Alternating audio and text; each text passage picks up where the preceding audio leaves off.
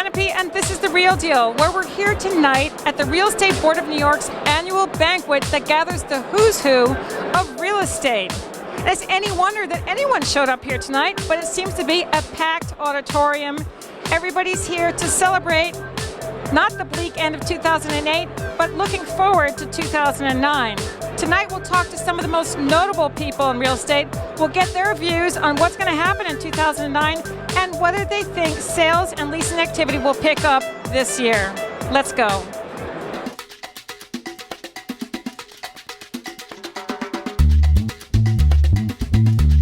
Attendance is great. We've got 2,300 people coming here tonight, which is phenomenal in this economic climate, but maybe that's a sign that we're not ending 2008, we're starting 2009.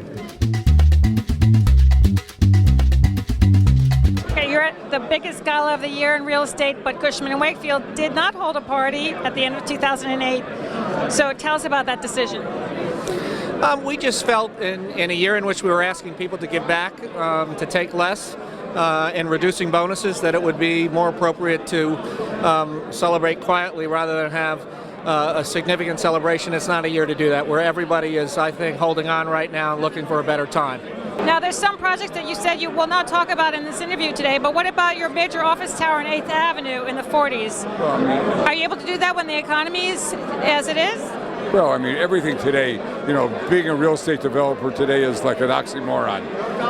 When there's no money, there's no business. So, you know, today to say you're going to go out and develop something, I think anybody who told you that, I think is smoking dope or something.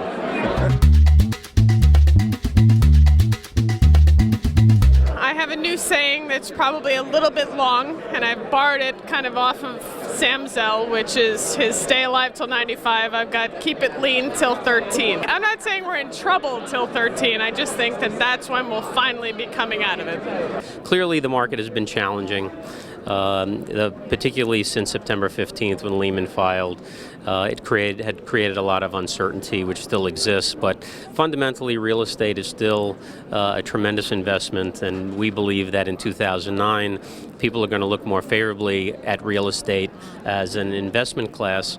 Because I think the institutions, and because I think people are going to be forced to sell, and I don't mean forced with regard to have to at rock bottom, but simply because people are going to want to see activity, want to get some liquidity, you will see the market reconcile on the investment sales side. I don't think that's going to happen in the first half of the year, but I think in the third and fourth quarter you will see cap rates adjust.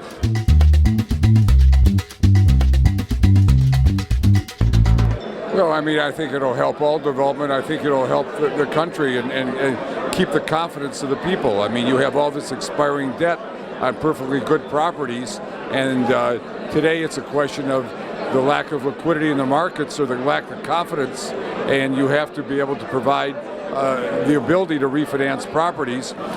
Well, I tend to agree with it, yes, and I think more than just the CMBS, I think we also have to have some help from the government relative to asking the banks to roll with some of the current mortgage rollover. Roughly $400 billion of debt will roll over the next 18 months, and I think we need some help with the government as it relates to inducing the banks to move in that direction. We've asked the Obama administration and the Congress to include commercial loans as part of the TARP program, which Congress, at least the House side, has indicated full support for. But we've been seeing reports that the banks are just shoring up their balance sheets with the money that they've gotten so far. How do we know it's going to be applied to the CMBS situation? Well, and how do we know it'll improve liquidity for the commercial market? I can't believe that the second $350 billion that is coming out of TARP will not have requirements connected to it about getting the money back out into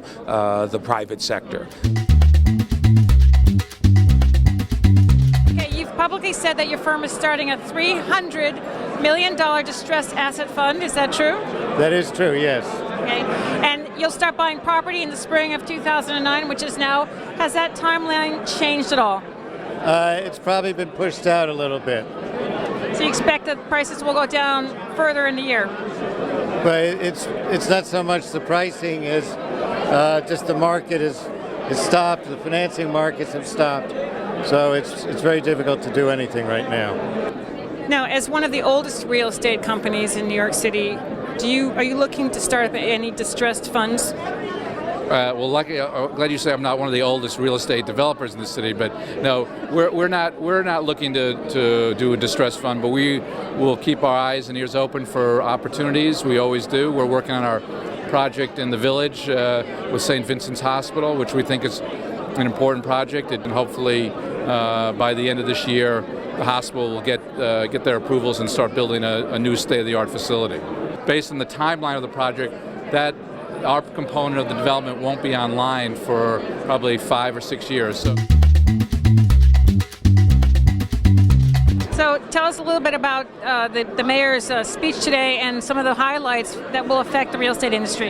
You know, it was a very upbeat speech. He talked about public-private partnerships. In particular, he talked about the creation of additional jobs over 6 years. He plans on creating 400,000 jobs. You know, with the budget crisis, people were afraid that there'd be a significant cutback in some of these planned projects. A lot of them would get delayed. He kind of indicated that he was proceeding and there wouldn't be cutbacks.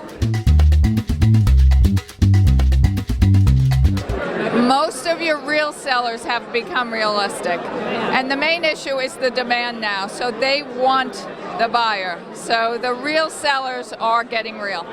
Our lower end under 2 million, they're absolutely there and there together. I think as you go up into the 6 million, 10 million and above, there's going to be a little bit slower for them to come together. Well, today I had one of my Russian buyers that were smelling the blood on the streets. So just came on his private jet and landed, and of course he calls me up and says, "So Jackie, what should I buy?" And I said, "Look, 15 Central Park West, that you had to basically spend $7,000, $6,000 per square foot. Suddenly I'm seeing $3,500 per square foot, $4,000 per square foot." What we're seeing is a continued surge in fine restaurants, affordable fashion, not necessarily cheap chic, but more accented on the youth market. Aeropostale, Abercrombie and Fitch, Juicy Couture, and a lot of beauty accessories.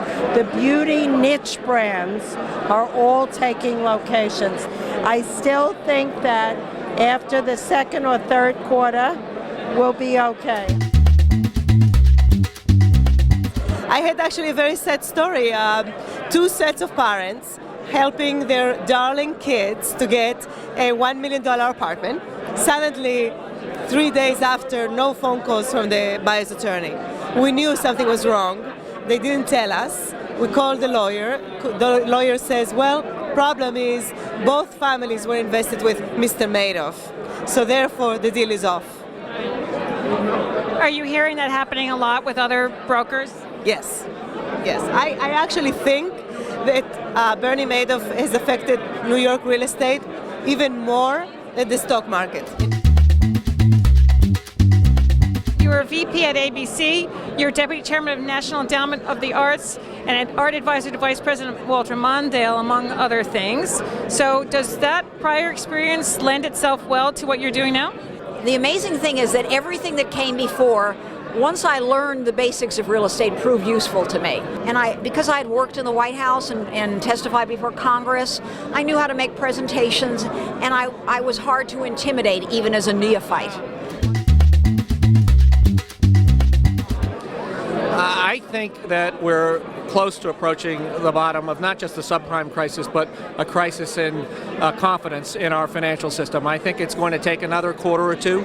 Particularly, I think we're going to have to see unemployment reach the bottom, which I anticipate and hope will be through the second quarter of this year. And once those two things occur, I think we'll begin to see a recovery. Although I don't think we're going to see a V bounce. I think the recovery is going to be slow and arduous. We're going to see serious problems over the next year. We're going to need Washington, I think, to lead this city and the industry and other industries out of the problems. But I do believe New York has diversified itself. I think New York is still the place that people want to live and work. And so we have to make sure that New York City is ready to recapture the job growth and recapture residents when people have a little more confidence in what they have right now. Thanks for joining us for this edition of the Real Deal webcast. I'm Jen Benepe, and we'll see you next week.